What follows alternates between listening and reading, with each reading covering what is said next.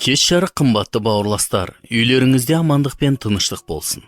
Өмірдің қайнар көзі атты біздің кезекті бағдарламамызға қош келдіңіз. Бұл бағдарламамызда біз киелі жазбаға негізделіп, өмірлік маңызды тақырыптарды қарастыратын боламыз. Киелі кітап ең алдымен бізге Құдайдың болмысын ашып көрсететін кітап. Егерде Құдай өзінің болмысын бізге ашып көрсетпеген кезде, біз Құдай туралы ешқашан еш нәрсе білмеген болар едік. Киелі жазба бізге Құдайдың қандай екенін және оның нені қалайтынын әңгімелеп береді. Бүгін құрметті тыңдарман, мен сізбен бірге Құдайдың бір қасиетін, нақтырақ айтатын болсақ, Құдайдың киелілігі туралы әңгімелескім келеді.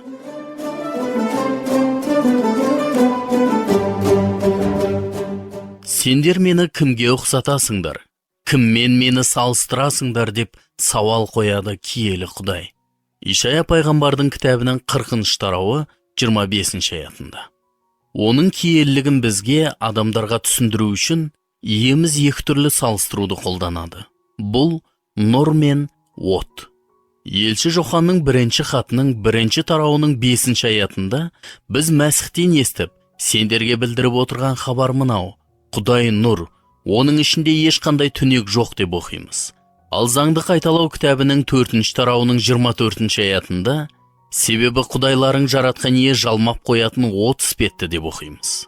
Құдай нұр және жалмап қоятын от.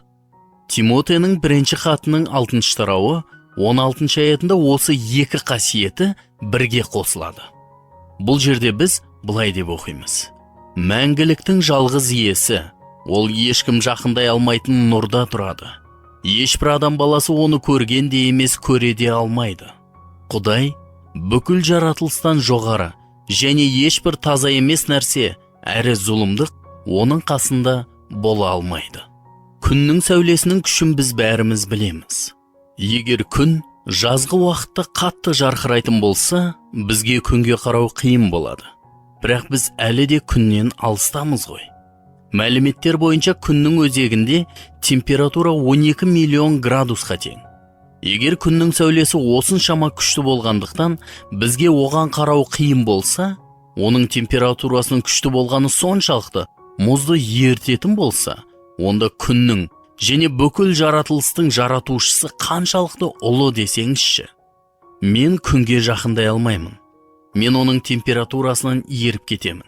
Ал жаратушы туралы былай деп оқимыз: мәңгіліктің жалғыз иесі, ол ешкім жақындай алмайтын нұрда тұрады. Ешбір адам баласы оны көрген де емес, көре де алмайды. Қадір, құрмет пен билік мәңгі оныкі. Аумин. Иә, Құдай киелі. Оның істеген істерінің бәрі мінсіз және түзетуге, қосымшаға мұқтаж емес. Ишая пайғамбар өзінің киелі Құдаймен кездесуі туралы былай деп жазады: Тәңір иені айналдыра оттай жалындаған періштелер қызмет етіп тұрды. Әрқайсысында 6 қанаттан болды. Солардың екеуімен бетін, тағы екеуімен денесін жауып, қалған екеуімен ұшатын. Жалындаған періштелер бір-біріне дауыстап: әлемнің иесі киелі, қасиетті, қастерлі. Бүкіл дүние оның салтанатты ұлылығына кенелген десіп тұрды. Біздің иемізді 3 рет киелі деп айтады. Және әрі қарай былай деп оқимыз: сонда мен дауыстап, қасіретке қалдым-ау, енді құритын болдым. Себебі мен күнәһармын, аузымнан шыққан сөздерім арам, әрі сөйлеген сөздері арам халықтың арасында тұрып жатырмын.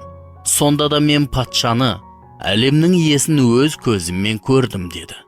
Осы кезде жалындаған періштелердің бірі құрбандық үстелінің жанып тұрған көмір шоғынан көсеумен алып, маған ұшып келді.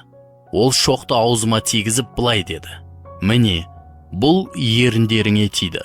Енді сен әділетсіз істеріңнен арылып, күнәңнің арамдығынан тазардың. Ал 1-ші патшалықтар кітабының 2-ші тарауында былай деп оқимыз: ешкім жоқ жаратқан иедей қасиетті. Жоқ сенен өзге ешбір тәңір шынайы, берік қорған да жоқ Құдайымыз сияқты. Қымбатты достар, Құдайдың болмысы оның басқа қасиеттерінен ажырағысыз. Мысалы, сүйіспеншілік, құдірет, адалдық, бәрін білуші және барлық жерде бір мезгілде болушы. Ол біздің иеміз, және ол бізді сүйеді. Ол киелі, адал. Оның барлық жерде бір мезгілде болуы да киелі. Біздің Құдайымыз осындай. Оның киелілігі оған күнәһарлармен қарым-қатынас жасауына жол бермейді. Өйткені ол күнәні жек көреді. Сондықтан иеміз бізге адамдарға Ишая пайғамбар арқылы былай дейді: біліп алыңдар, жаратқан иенің қолы сендерді құтқаруға дәрменсіз емес. Оның құлағы мінәжаттарыңды естуге мүкіс те емес. Қайта өздеріңнің әділетсіз істерің Құдаймен араларыңды ажыратып келеді. Жасаған күнәларың оның бетін сендерден бұрып әкетеді. Сондықтан да Құдай ие мінәжаттарыңа құлақ салмайды. Киелі Құдай мен күнәһар адамның арасында кездесу болуы мүмкін емес. Күнәнің беретіні мәңгілік өлім деп жазылған. Алайда, киелі Құдай өзінің жаратылысын сүйеді. Сондықтан біз Ишая пайғамбардың кітабының 43 тарауы 24 аятында былай деп оқимыз: керісінше, сендер мені күнәларыңмен қинап, әділетсіз істеріңмен маған ауыртпалық арттыңдар. Бірақ бұнымен бітпейді, қымбатты достар. Әрі қарай, алайда мен өз еркіме сай қылмыстарыңды өшіріп тастаймын. Енді қайтып ешқашанда күнәларыңды есіме алмаймын деп оқимыз. Иеміз күнәміз үшін құн төлегені туралы Ишая пайғамбардың кітабының 53 тарауында айтылады. Бұл жерде Құдайдың ұлы Иса Мәсіхтің құрбандық өліміне дейін көп жылдар бұрын біз ол туралы былай деп оқимыз: шынында, Құдайдың қызметшісі біздің қасіреттерімізді өзіне алды. Біздің ауруларымызды өз мойнымен көтерді. Оның ұрылып, азап шегуін Құдай бұйырған жаза деп ойладық. Алайда Құдайдың қызметшісі біздің күнәларымыз үшін түйреліп, біздің әділетсіз істеріміз үшін құртылды. Оның тартқан жазасы бізге амандық пен тыныштық әкелді. Оның жараларының арқасында біз рухани дертімізден сауықтық. Барлығымыз адасқан қойлардай тентіреп, өз бетімізбен жүрдік.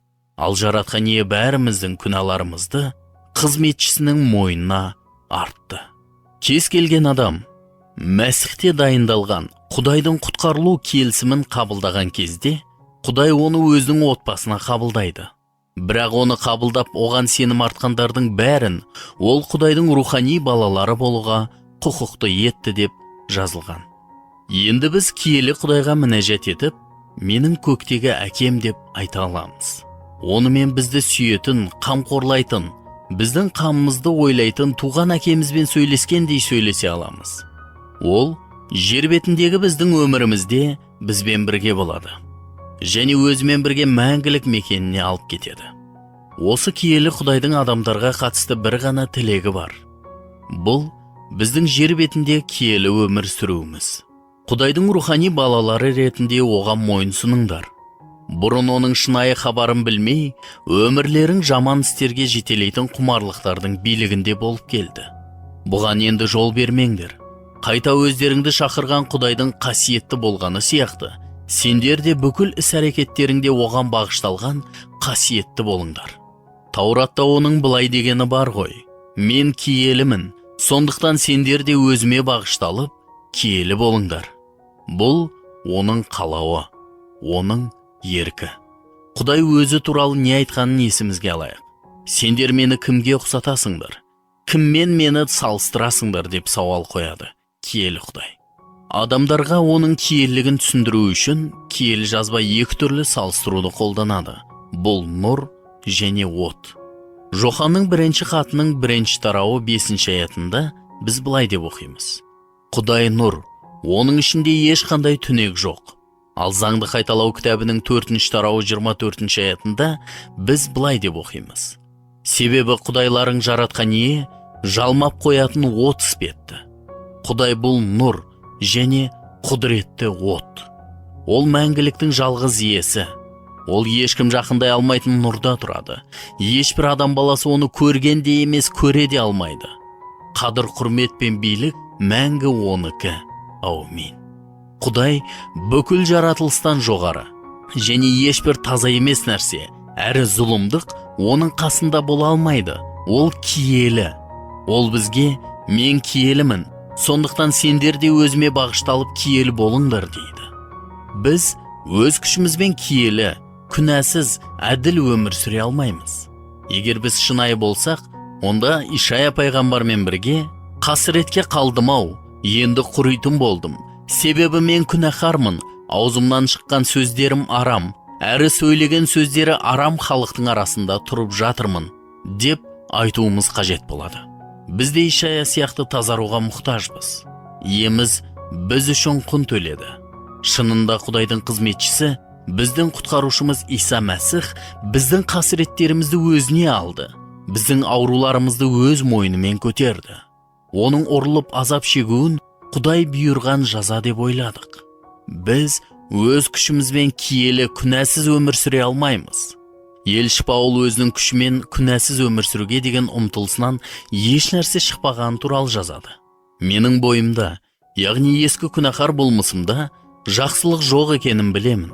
Сондықтан да жақсылық жасағым келсе де, оны жүзеге асыратын күшім жоқ. Осылай мен қалаған игілікті емес, қаламайтын жамандықты жасаймын. Ал енді өзім қаламайтын жамандықты жасағанымда, бұны істеген мен емес, бойымдағы күнәлі құмарлық. Осылай мен байқаған заңдылық мынау. Жақсылық жасағым келсе де, бойымдағы жаман құмарлық қарсы тұрады. Іштей Құдай заңына ризамын, бірақ бойымда басқа бір заңдылықтың да бар екенін байқаймын. Ол ақыл ойым қалайтын жақсылыққа қарсы шығып, менің бойымдағы күнәлі құмарлықтарға кіріптар етеді. Сорлы басымай, өлім әкелетін күнәлі тәнімнен мені кім құтқара алады? Содан кейін қуанышпен шабыттанып былай деп жауап береді. Құдайға шүкір, иеміз Иса Мәсіх арқылы бойымыздағы күнәлі құмарлықтың құлдығынан құтқарыла аламыз. Киелі өмір сүруіміз үшін Иса барлық жағдайды дайындап қойды. Онымен тығыз байланыста біз күнәларымызға кешірім аламыз, және жаңа киелі өмір сүру үшін күшке ие боламыз. Әрбір адам Иса Мәсіхте дайындап қойған Құдайдың құтқарылу ісін қабылдаған кезде, киелі Құдай оны өзінің отбасына қабылдайды. Бірақ оны қабылдап оған сенім артқандардың бәрін ол Құдайдың рухани балалары болуға құқықты етті. Сол кезде олар Ишаяның басынан өткізгендерін рухани мағынада бастан кешіреді. Осы кезде жалындаған періштелердің бірі құрбандық үстелінің жанып тұрған көмір шоғынан көсеумен алып маған ұшып келді. Ол шоқты аузыма тигізіп былай деді: "Міне, бұл еріндеріңе тиді. Енді сен әділетсіз істеріңнен арылып, күнәңнің арамдығынан тазардың." Біз тек Иса Мәсіхтің көмегімен ғана Құдай қалағандай киелі өмір сүре аламыз. Құрметті тыңдарман, сіз де киелі өмір сүре аласыз, егер сіз құтқарылуды қабылдасаңыз. Иса Мәсіх сізге көмектесуге дайын. Ол сізді сүйеді. Ол сіз үшін өзінің өмірін құрбан етіп, құн төледі. Осымен мен уағызымды аяқтаймын. Еліміз аман, жұртымыз тыныш болсын ағайын.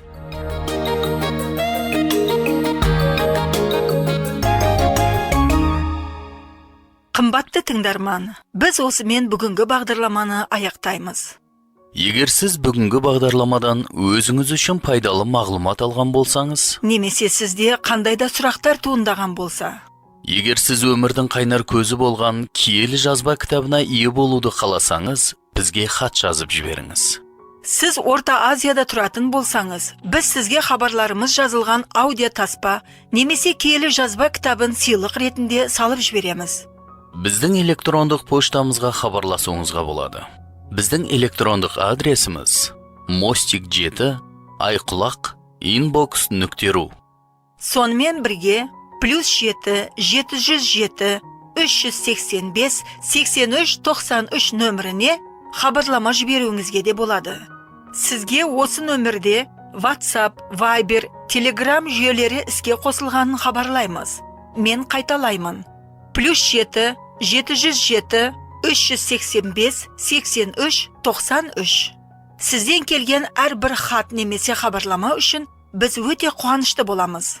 Жаратқан ие сізді және жақындарыңызды қорғап, аман сақтасын.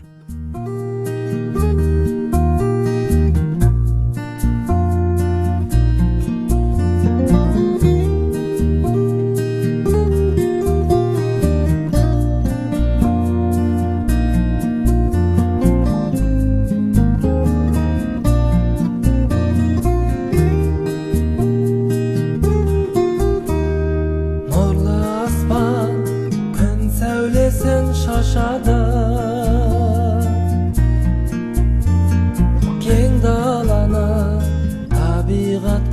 еркін ашады. Бұл әлем көз тартарлық әсем ғой, жаратушым өмірді сұлу қып жасады. Жүрегім толы қуаныш, сен едің маған сыйлаған. Осы күнге Құдайым жеткізген. Талай қиындықтан өткізген.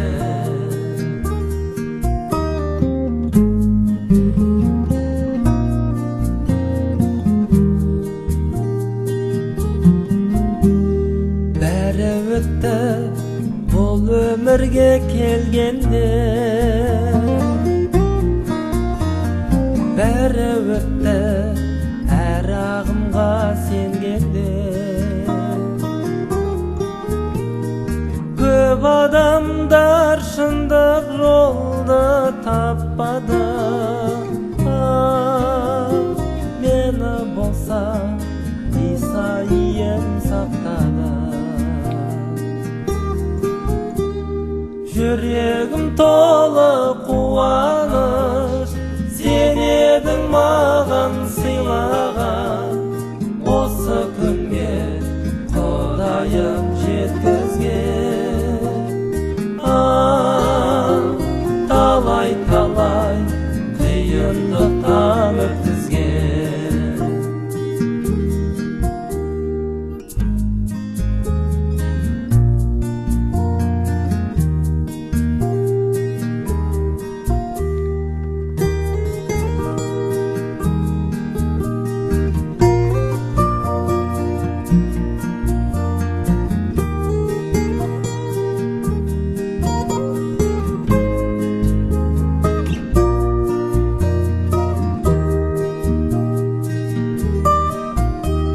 Қайда жүрсем, сені аңсап жүремін.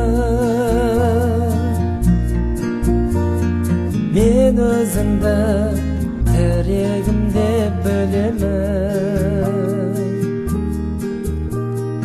Бір өзіңе сенім артып келемін.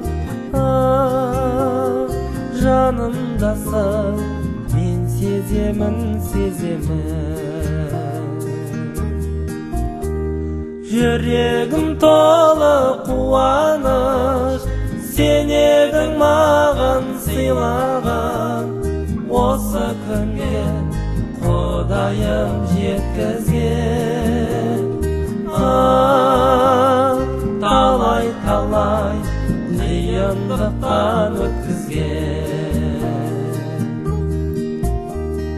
Жүрегім толы қуаныш, сен едің маған сыйлаған. Осы күнге Құдайым жеткізген. Талай қиындықтан өткізген. Талай